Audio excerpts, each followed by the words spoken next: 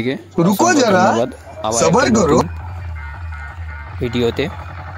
আজ তোমার দিকে নিয়ে যাচ্ছি আমনপুর তিলকগঞ্জ শীতলা পুজো উপলক্ষে যে তিনখানা সেট আপ আছে, তাদের মধ্যে সেরা সেট আপ এন্দাস পশ্চিম মেদিনীপুরের বক্স সেট আপ খেতুয়ার এন্দাস সাউন্ড।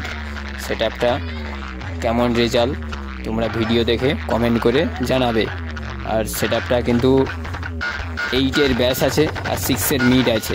সেট আপটার রেজাল্ট কেমন বন্ধুরা, যে সমস্ত বন্ধুরা সেট আপটা দেখেছো তোমরা কমেন্ট করে জানাবে। চলো সেট আপের ভিডিওটা দেখো, আর ভালো লাগলে লাইক কমেন্ট শেয়ার করে রাখবে। আরও ভিডিও আসছে, উড়িষ্যারও ভিডিও আসতে চলেছে।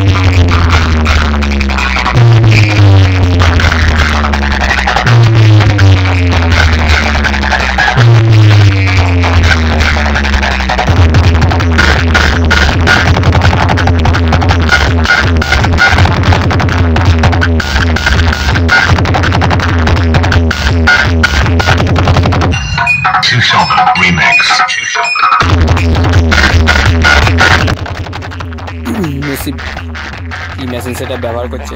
চলো মেশিন সেট আপ দেখা যাক। আরে করছি সন্ন্যাল,